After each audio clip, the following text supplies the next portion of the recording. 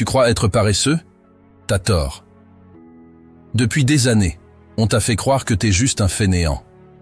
Que si tu procrastines, c'est parce que t'as pas assez de discipline ou que tu manques de volonté. Mais laisse-moi te dire quelque chose que peu osent admettre. La paresse n'existe pas. C'est ça, tu m'as bien entendu. La paresse, c'est un mythe. Ce qui existe, c'est une fuite face à ce que ton cerveau perçoit comme inutile, inefficace ou sans sens. Tu crois que tu ne fais pas les choses parce que tu es fainéant, alors que la réalité est tout autre. Ton cerveau te protège. Il sait que si ce que tu veux entreprendre ne vibre pas avec ce qui compte pour toi, il va faire tout son possible pour t'empêcher d'y aller. Maintenant, tu te demandes sûrement, comment je fais pour changer ça? Stoppez tout. Vous voulez devenir libre financièrement? Ils sont déjà des centaines à avoir profité de cette opportunité pour générer des revenus passifs en créant des vidéos YouTube avec l'IA. Exactement comme maintenant. Si toi aussi tu veux saisir cette opportunité de business, clique dans la description, je te donne tous les secrets pour te lancer, c'est 100% gratuit, mais les places sont limitées. Donc fais vite. Reprenons notre sujet de vidéo très intéressant. Ton cerveau est sans aucun doute une machine puissante, un super ordinateur conçu pour t'aider à survivre dans un monde rempli de défis. Mais voilà le hic. Il n'obéit pas simplement à des ordres comme un esclave obéissant. Ce n'est pas un robot qu'il suffit de programmer avec des tâches à exécuter sans réfléchir. Il est régi par des dynamiques émotionnelles, par l'instinct de survie et surtout par la recherche constante de gratification immédiate. La plupart des gens pensent qu'ils ne font pas ce qu'ils devraient faire parce qu'ils manquent de motivation. C'est la première erreur. La vérité, c'est que ce n'est pas une question de motivation. Le problème n'est pas la paresse. Le problème, c'est le manque de sens immédiat. Si ton cerveau ne trouve pas suffisamment de gratification rapide, il va toujours chercher une autre activité plus facile, plus immédiate. Il sait que l'inconfort fait mal, que l'échec est une humiliation et que l'effort sans récompense instantanée est frustrant. Alors, il fuit. Le point clé ici, c'est que ton cerveau n'est pas contre le fait de travailler dur, mais il veut une raison. Il veut une stimulation instantanée pour déclencher son mode action. Ce que tu dois comprendre, c'est que la volonté brute ne suffit pas. Se forcer à vouloir n'est pas la solution. La solution réside dans une stratégie neurologique, dans un hack de ton cerveau pour le convaincre que ce que tu t'apprêtes à faire est précisément ce qu'il veut faire. Premier, ne cherche pas la motivation, cherche la stimulation. Ton cerveau est comme un monstre avide de dopamine. C'est une drogue naturelle qu'il recherche constamment, un neurotransmetteur de plaisir et de récompense. Quand tu procrastines, ce n'est pas parce que tu manques de discipline. Non, c'est simplement parce que ton cerveau ne perçoit pas la tâche à accomplir comme une source de dopamine immédiate. Si la tâche ne lui promet pas un shoot rapide de gratification, il va naturellement t'inciter à faire autre chose, vérifier ton téléphone, regarder des vidéos ou même ranger ton bureau, n'importe quoi, pour éviter ce qui semble ennuyeux. Le secret, c'est d'injecter du plaisir dans l'effort dès le départ. Crée des associations positives avec ces tâches que tu trouves difficiles. Cela peut sembler contre-intuitif, mais c'est extrêmement puissant. Par exemple, si tu as du mal à te concentrer sur une tâche, associe-la à une récompense. Crée un système de petites victoires. Chaque étape franchie te permet de gagner quelque chose, que ce soit une pause de 5 minutes, un morceau de musique que tu aimes, ou même une simple récompense mentale. Ton cerveau commence alors à lier l'effort à la satisfaction, ce qui augmente tes chances de rester concentré et productif. L'inconfort n'est pas ton ennemi, c'est ton outil. L'une des plus grandes erreurs que la plupart des gens font, c'est de considérer l'inconfort comme un signal pour arrêter. Ils pensent que s'ils ressentent de la douleur, de la frustration ou de la peur, c'est un signe qu'ils ne sont pas faits pour cela, qu'ils doivent abandonner. Erreur monumentale. Ce que ton cerveau appelle douleur, c'est en fait un indicateur biologique de croissance. Le stress, la pression, l'angoisse, ce sont des signaux positifs. Ces sensations montrent que tu es en train de te dépasser, de sortir de ta zone de confort et d'évoluer. Ton cerveau est conçu pour rechercher le confort. Mais si tu veux accomplir de grandes choses, tu dois reprogrammer cette réponse. Apprends à aimer l'inconfort. Dis-toi que chaque moment difficile est une opportunité de te renforcer, de progresser, de devenir plus résilient. Plus tu passes de temps dans cet état de légère souffrance contrôlée, plus tu grandis. La douleur n'est pas ton ennemi, c'est ton énergie vitale pour évoluer. Entre en guerre contre l'idée de plaisir facile. Tu veux vraiment forcer ton cerveau à accepter le travail difficile? Alors, arrête de le nourrir avec du plaisir facile. C'est aussi simple que ça. Ton cerveau va toujours chercher la voie de moindre résistance. Et dans le monde moderne, cette voie est omniprésente. Réseaux sociaux, jeux vidéo, Netflix, friandises sucrées, etc. Ce sont toutes des récompenses instantanées qui te font du bien sur le moment, mais qui sabotent tes efforts à long terme. Le cerveau humain n'a pas évolué pour gérer ce déluge constant de stimuli. Ce qui se passe, c'est qu'il devient accro à cette dopamine facile, rapide et sans effort. Et chaque fois que tu lui proposes quelque chose de plus difficile, il refuse. Pourquoi travailler dur quand il peut obtenir sa dose de dopamine en un clic? Tu dois créer une rupture. Fais en sorte que le plaisir facile ne soit plus disponible, du moins jusqu'à ce que tu aies accompli une tâche difficile. Crée des règles radicales. Pas de téléphone, pas de Netflix, pas de nourriture réconfortante tant que tu n'as pas fait quelque chose de dur. Si tu fais cela, tu reprogrammes ton cerveau pour qu'il accepte l'effort comme la voie vers la récompense. Change ta perception de l'effort et du travail. Une autre chose essentielle que tu dois comprendre, c'est que ton cerveau a été conditionné à voir l'effort comme quelque chose de négatif. Depuis l'enfance, on nous apprend que la récompense vient après le travail, que l'effort est une barrière à franchir pour obtenir quelque chose de bon. Mais si tu veux transformer ta vie, tu dois renverser ce paradigme. Tu dois en arriver à un point où tu considères l'effort comme la récompense en soi. Ce que je te dis ici, c'est que le processus de faire quelque chose de difficile, c'est ce qui te transforme. Chaque heure que tu passes à travailler sur quelque chose de difficile te rend plus fort, plus intelligent, plus résilient. La gratification immédiate ne sera jamais aussi puissante que cette transformation interne que tu ressens quand tu te vois progresser, quand tu vois ton cerveau s'adapter à de nouveaux défis. Apprends à aimer l'effort, car c'est lui qui te rapproche de la personne que tu veux devenir. Tu as entendu ce refrain des milliers de fois. Fixe-toi des objectifs clairs. Visualise tes rêves. Aie une vision précise de ton avenir. Franchement, c'est du blabla. On te vend cette idée comme une formule magique, mais laisse-moi te dire la vérité. Ton cerveau se fiche royalement de ses objectifs abstraits. Pourquoi? Parce qu'il est câblé pour survivre dans l'immédiat. Les objectifs à long terme, aussi beaux soient-ils, ne lui parlent pas. Ce qu'il veut, c'est du tangible, du réel. Des victoires rapides qui lui prouvent que tu avances. Ton cerveau est un mécanisme de survie sophistiqué et chaque jour, il cherche des moyens d'économiser de l'énergie, de maximiser la gratification et d'éviter la douleur. Alors quand tu te fixes des objectifs gigantesques comme devenir millionnaire ou avoir un corps de rêve, que se passe-t-il? Ton cerveau se décourage. Il regarde cet horizon lointain et se dit « Je ne vois pas comment je peux y arriver ». Il ne se projette pas dans cette réussite. Et du coup, il ne voit pas l'intérêt de se battre pour quelque chose qu'il n'arrive même pas à imaginer. Tu veux savoir pourquoi tu procrastines? Pourquoi tu trouves constamment des excuses pour ne pas te mettre au travail? Parce que les objectifs que tu te fixes sont trop lointains, trop vagues, trop énormes pour que ton cerveau les perçoive comme atteignables. Tu te fixes des buts si éloignés qu'ils ressemblent plus à des rêves qu'à des réalités. Ton cerveau, qui fonctionne sur des récompenses immédiates, ne voit aucune gratification à l'horizon, donc il abandonne. Le problème avec ces objectifs grandioses, c'est qu'ils semblent inatteignables. Et pire, ils te font sentir comme un échec chaque jour où tu ne fais pas de progrès significatif. Mais voici la clé. Ce n'est pas ton cerveau qui te lâche, c'est toi qui n'as pas donné à ton cerveau les instruments dont il a besoin pour avancer. Il veut des résultats palpables, des récompenses immédiates et des preuves concrètes que tu es sur la bonne voie.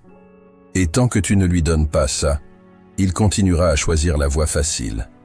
La procrastination, l'évitement, le plaisir immédiat. Si tu veux hacker ton cerveau et le forcer à faire des choses difficiles, tu dois commencer par redéfinir tes objectifs. Oui, c'est bien de vouloir devenir millionnaire ou d'avoir un corps d'athlète. Mais ce genre d'objectif est tellement éloigné que, pour ton cerveau, il n'y a aucun lien direct entre ce que tu fais aujourd'hui et ses ambitions.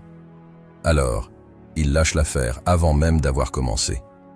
Ce que tu dois faire, c'est découper ces objectifs massifs en micro-victoires, en étapes si petites, si simples, que ton cerveau n'aura plus d'excuses pour ne pas agir.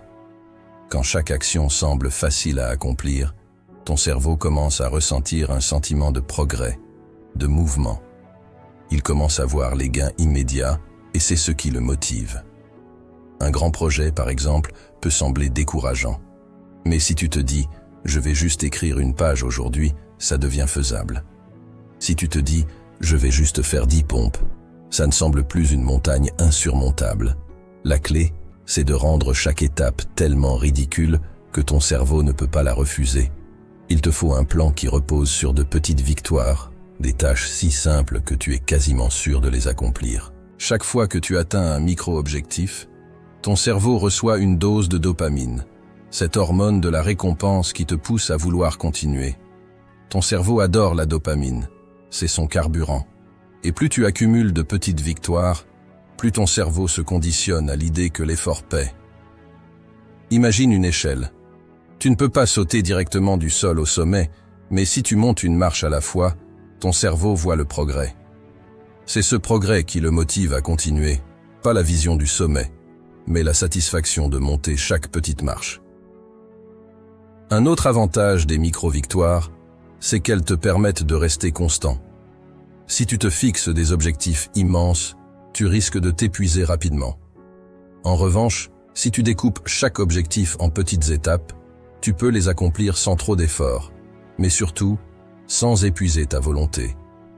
Et chaque petite victoire renforce ta confiance en toi, te prouve que tu avances, te fait sentir que tu es sur la bonne voie. N'oublie jamais que ton cerveau est un organe de survie. Il veut des résultats immédiats. Alors, comment tu fais pour le stimuler sur des projets à long terme? Tu le récompenses. Pas avec des récompenses abstraites ou lointaines, mais avec des récompenses immédiates. Voici une stratégie simple mais efficace. Associe chaque micro-objectif accompli à une mini-récompense. Que ce soit une pause de 5 minutes, une petite friandise, ou même simplement un moment de satisfaction personnelle, ton cerveau doit recevoir quelque chose en échange de son effort. Avec cette méthode, tu crées un lien direct entre l'effort et la récompense, et tu conditionnes ton cerveau à associer le travail difficile à une gratification immédiate. Par exemple, si tu travailles pendant 25 minutes sur une tâche difficile, récompense-toi avec 5 minutes de pause, où tu fais ce qui te plaît. Regarde une vidéo amusante, prends un café ou écoute de la musique. Ce sont ces petites récompenses qui motivent ton cerveau à continuer, car il sait que l'effort sera toujours suivi d'une récompense. Et à mesure que tu progresses, ton cerveau commencera à aimer l'effort, car il saura que c'est la voie vers la satisfaction. La visualisation, c'est plus qu'un exercice mental. C'est un outil neurologique puissant qui te permet de conditionner ton cerveau à agir comme s'il avait déjà atteint ses objectifs. Mais voici l'astuce. Tu dois visualiser non seulement le but final, mais aussi chaque micro-étape de ton parcours. Lorsque tu visualises uniquement la fin, par exemple toi avec un corps parfait ou une fortune en banque, ton cerveau reste sceptique parce qu'il ne voit pas comment tu vas y arriver.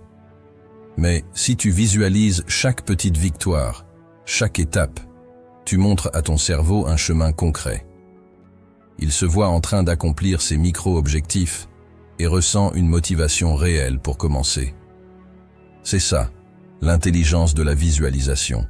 Tu fais rêver ton cerveau avec des petites victoires qu'il sait qu'il peut accomplir. Ainsi, tu lui donnes la preuve qu'il peut réussir et tu crées un environnement mental où l'effort devient non seulement acceptable, mais désirable. Tu crois que tu es coincé dans cette habitude de procrastination? Qu'il est trop tard pour changer? Je ne vais pas te mentir, si tu n'agis pas, tu es foutu. Pourquoi? Parce que ton cerveau fonctionne par habitude. Et ces habitudes deviennent de plus en plus difficiles à modifier à mesure que tu les renforces. Chaque jour où tu choisis la voie de la facilité, où tu choisis de remettre les choses à plus tard, tu creuses un chemin dans ton cerveau. Un chemin qui devient un réflexe automatique. Et plus ce chemin est emprunté, plus il devient difficile d'en sortir. Mais je t'apporte aussi une bonne nouvelle. Tu n'es pas condamné. Ton cerveau, grâce à un phénomène incroyable appelé neuroplasticité, a la capacité de se reconfigurer. C'est cette même neuroplasticité qui te permet de transformer tes habitudes, de créer de nouveaux chemins neuronaux. En d'autres termes, tu peux reprogrammer ton cerveau pour qu'il valorise l'effort, qu'il recherche l'inconfort et qu'il fasse du travail acharné une nouvelle norme. Tu n'es pas une machine cassée, tu es une machine programmable. La neuroplasticité est l'une des découvertes les plus fascinantes de la science moderne. Elle nous montre que ton cerveau n'est pas figé comme du béton une fois que tu atteins l'âge adulte. Il est malléable, capable de changer et d'évoluer en réponse à tes expériences. Cela signifie que tu peux littéralement reconfigurer ton cerveau, non seulement pour te débarrasser des habitudes néfastes, mais aussi pour en créer de nouvelles, positives et puissantes.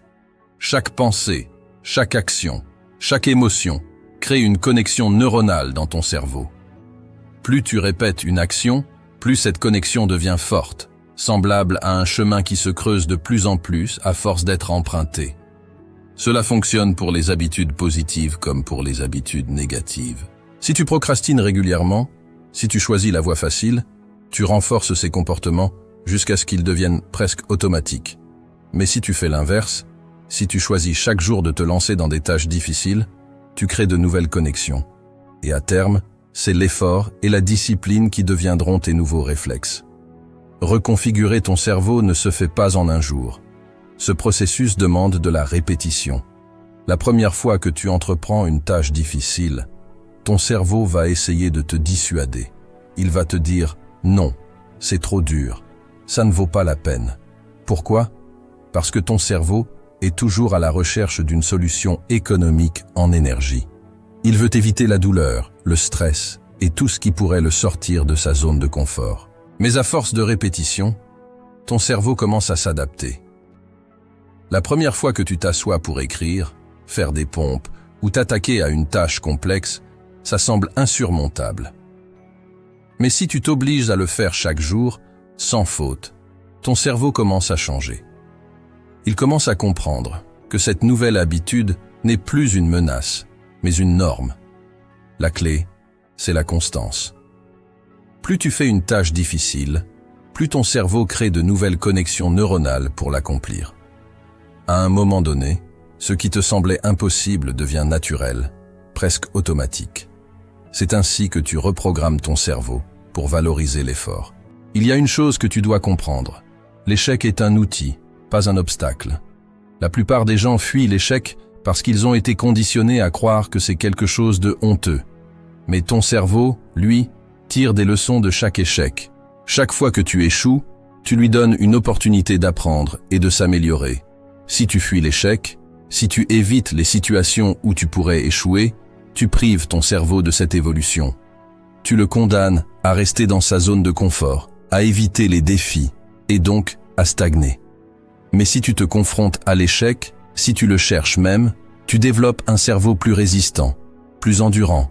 C'est comme un muscle. Plus tu le sollicites, plus il se renforce. Chaque fois que tu échoues, ton cerveau apprend à s'ajuster, à trouver de nouvelles stratégies, à s'adapter. C'est comme ça que tu construis une mentalité qui ne craint plus l'échec, mais qui le voit comme une opportunité de devenir plus fort. Si tu veux reconfigurer ton cerveau, tu dois apprendre à aimer l'inconfort. Je ne te demande pas d'y prendre plaisir immédiatement, mais tu dois commencer à changer ton état d'esprit face à l'inconfort. L'inconfort n'est pas un ennemi, c'est un outil qui te pousse à grandir. Chaque fois que tu te retrouves face à une tâche difficile, dis-toi ceci. Cet inconfort est temporaire, mais les bénéfices seront permanents. Ton cerveau va toujours essayer de te faire croire que l'inconfort est insupportable, mais il ne l'est pas. C'est une illusion. Et plus tu t'exposes à cette sensation, plus ton cerveau va s'adapter. jusqu'à ce que ce qui te semblait insurmontable devienne supportable, puis normal. Les grandes transformations se produisent en dehors de ta zone de confort. Si tu restes toujours dans ce qui est facile et agréable, tu n'évolueras jamais. Mais si tu fais de l'inconfort ton allié, tu vas découvrir que tu es capable de beaucoup plus que ce que tu croyais possible. Pour reprogrammer ton cerveau, tu n'as pas besoin de te lancer dans des défis monumentaux dès le premier jour. En fait, la clé est l'exposition graduée. C'est un principe simple. Tu te confrontes à l'inconfort par petites étapes pour permettre à ton cerveau de s'adapter progressivement. Imagine que tu veux courir un marathon. Si tu essayes de courir 42 km dès le premier jour, tu vas échouer et ton cerveau va associer la course à une expérience douloureuse. Mais si tu commences par courir 1 km, puis 2 km, puis 5 km, ton cerveau va commencer à comprendre que la progression est possible. Chaque étape te semble réalisable et ton cerveau commence à valoriser l'effort. Le même principe s'applique à toutes les sphères de ta vie. Si tu veux créer de nouvelles habitudes, commence petit. Confronte-toi à des tâches légèrement en dehors de ta zone de confort, mais pas trop difficiles. Une fois que tu as maîtrisé cette étape, passe à la suivante. C'est ainsi que tu vas progressivement étendre ta zone de confort, jusqu'à ce que des choses que tu croyais impossibles deviennent des habitudes. L'une des meilleures façons de reconfigurer ton cerveau est de créer des ancrages positifs autour de l'effort. Ton cerveau associe généralement l'effort à quelque chose de négatif, parce qu'il est plus difficile et énergivore que la facilité. Mais tu peux changer cette perception en associant l'effort à des récompenses immédiates. Chaque fois que tu accomplis une tâche difficile, que ce soit écrire une page, faire une séance d'entraînement ou étudier un sujet complexe, offre-toi une récompense. Ça peut être quelque chose de simple, une pause, un moment de détente, ou même quelque chose de symbolique comme cocher une case dans ta liste de tâches. Ces petites récompenses créent des liens positifs entre l'effort et la satisfaction. À terme, ton cerveau va commencer à associer l'effort à une forme de gratification, ce qui va réduire sa résistance naturelle face au travail difficile.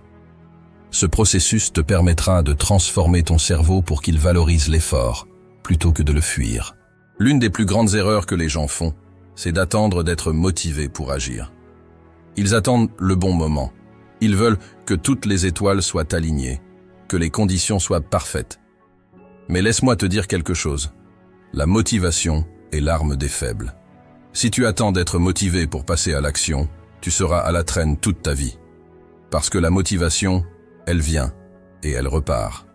C'est un invité occasionnel, pas un résident permanent. Le véritable succès ne vient pas de la motivation. Le véritable succès vient de l'exécution, même quand tu n'as pas envie d'agir. Surtout quand tu n'as pas envie d'agir. La plupart des gens s'arrêtent là. Ils écoutent cette petite voix dans leur tête qui leur dit « Aujourd'hui tu es fatigué » ou « Aujourd'hui tu n'as pas d'énergie » et ils la croient. Toi, tu vas faire l'inverse. Ce n'est pas un jeu d'émotion, c'est un jeu d'exécution. La première chose que tu dois comprendre, c'est que tes émotions sont des guides trompeurs. Elles ne sont pas fiables. Si tu attends de te sentir bien pour accomplir quelque chose, tu ne feras jamais rien d'extraordinaire. Parce que tu ne te sentiras jamais parfaitement bien. Il y aura toujours des moments où tu seras fatigué, démotivé ou stressé. Mais ces émotions, elles sont temporaires. Ce sont des réponses chimiques dans ton cerveau. Tu n'as pas besoin d'agir en fonction d'elles. Quand ton cerveau te dit « je suis fatigué », c'est une illusion. Tu n'es pas fatigué. Tu es conditionné à croire que tu es fatigué. Ton cerveau déteste l'inconfort. Il veut te garder dans une zone de confort. Mais si tu fais confiance à ce sentiment de fatigue, tu te tires une balle dans le pied. Ton corps est capable de 10 fois plus d'efforts que ce que tu penses. Les grands dans ce monde n'écoutent pas leur fatigue. Ils ne se laissent pas dominer par l'envie de se reposer. Ils ignorent cette voix intérieure qui les supplie de faire une pause. Parce qu'ils savent que cette voix est une illusion. C'est le côté faible de ton cerveau qui te parle. Et toi, tu vas apprendre à le dominer. Le bon moment n'existe pas. Fais le travail quand c'est le plus dur. La deuxième chose que tu dois comprendre, c'est que le bon moment n'existe pas. Arrête de chercher des excuses pour ne pas agir. Arrête de te dire que tu commenceras demain, ou la semaine prochaine, ou quand tu te sentiras mieux. Le bon moment, c'est maintenant, même si les circonstances sont pourries.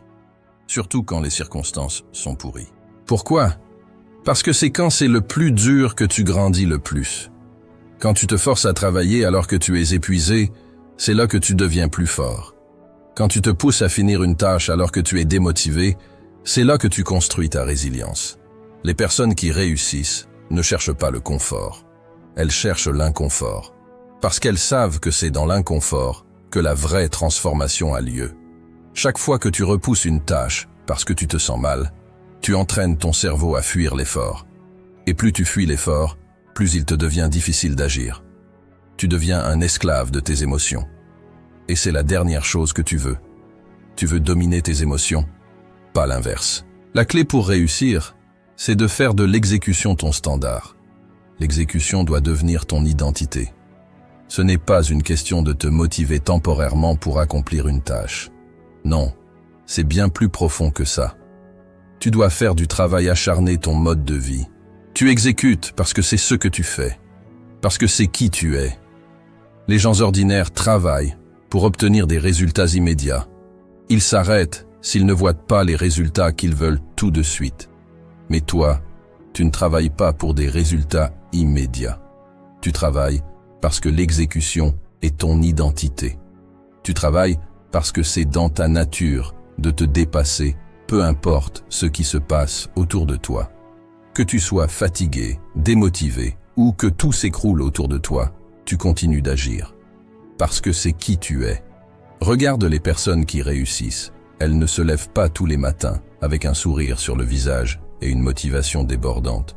Non, mais elles se lèvent et elles exécutent. Pourquoi? Parce que l'exécution est devenue leur standard. Elles ne remettent pas en question si elles en ont envie ou pas. Elles agissent. Point barre. Maintenant, comment tu fais pour arriver à ce niveau? Comment tu fais pour conditionner ton cerveau à exécuter même quand tu n'as pas envie? Il y a plusieurs stratégies que tu peux adopter. La première, c'est de te discipliner à ignorer tes émotions. Dès que tu sens la fatigue ou la démotivation, prends conscience que ce n'est qu'un état temporaire. Ce n'est pas une raison pour t'arrêter. Alors tu continues, même quand c'est difficile. Tu développes une résistance mentale en refusant de céder à cette voix intérieure qui te dit de t'arrêter. La deuxième, c'est de te rappeler de tes engagements. Quand tu prends une décision, tu dois t'y tenir, même si l'envie de continuer disparaît. C'est facile de prendre des décisions quand tu te sens motivé, mais la vraie discipline, c'est de rester fidèle à cette décision quand la motivation s'évapore. Si tu as décidé de faire 1 heure de travail aujourd'hui, tu le fais, peu importe comment tu te sens. La troisième, c'est de te fixer des petites tâches que tu accomplis chaque jour, sans faute. Ça peut être aussi simple que faire 10 minutes de sport, ou écrire 500 mots, ou lire 10 pages. Peu importe la tâche, elle doit être quotidienne et non négociable. L'important ici, c'est de créer un cycle d'exécution quotidienne. Peu importe que ce soit facile ou dur, tu dois le faire. Et à force de répétition, ton cerveau va s'habituer à cette exécution, même quand tu n'as pas envie. Un autre point crucial, c'est d'apprendre à aimer l'inconfort. La plupart des gens fuient l'inconfort comme la peste. Ils veulent la facilité, le plaisir, l'absence de stress. Mais toi, tu es différent. Tu recherches l'inconfort. Parce que tu sais que c'est là que tu vas grandir. Plus tu te confrontes à l'inconfort, plus tu vas construire une résistance mentale qui te permet de réussir là où les autres échouent. Quand tu sens l'inconfort monter, ne le fuis pas, accueille-le. Dis-toi que chaque moment d'inconfort est une opportunité de te renforcer. Chaque instant où tu exécutes une tâche difficile alors que tu n'en as pas envie est un instant où tu construis ta résilience. C'est comme un muscle que tu entraînes. Plus tu le fais, plus il devient fort. Enfin, tu dois toujours te rappeler de ta vision à long terme. Les petits moments de faiblesse, les petits inconforts que tu ressens aujourd'hui, ils ne sont rien comparés à ce que tu veux accomplir sur le long terme. Les personnes qui échouent, elles se concentrent sur l'instant présent. Elles cherchent à maximiser leur confort immédiat, au détriment de leur avenir. Mais toi, tu penses à long terme. Chaque moment où tu exécutes, alors que tu n'en as pas envie, te rapproche un peu plus de tes objectifs à long terme. Chaque action, chaque décision compte. Alors, rappelle-toi de ça, chaque fois que tu as envie de flancher. Ce que tu fais maintenant construit ton futur. Alors, voilà ce que tu dois retenir. Tu n'es pas paresseux. Ton cerveau est conçu pour éviter l'inconfort, mais tu as le pouvoir de le reprogrammer. En comprenant comment il fonctionne, en redéfinissant tes objectifs, en cultivant la neuroplasticité, et surtout, en agissant quand tu n'en as pas envie, tu peux transformer ta vie. La clé du succès, ce n'est pas de chercher la motivation, c'est d'exécuter chaque jour, peu importe les circonstances. Tu n'es pas limité par tes émotions. Tu es capable de surmonter la fatigue, la procrastination et de dominer tes impulsions. Chaque fois que tu accomplis une tâche difficile, même quand tu n'en as pas envie, tu renforces ton esprit. Tu deviens plus fort, plus résilient. N'oublie pas, tu ne travailles pas pour des résultats immédiats. Tu travailles parce que c'est qui tu es. C'est ça qui fait la différence entre ceux qui réussissent et ceux qui abandonnent. Ce que tu fais aujourd'hui construit ton avenir. Alors, prends le contrôle, hack ton cerveau et deviens la meilleure version de toi-même. Le pouvoir est entre tes mains. Exécute, même quand c'est difficile.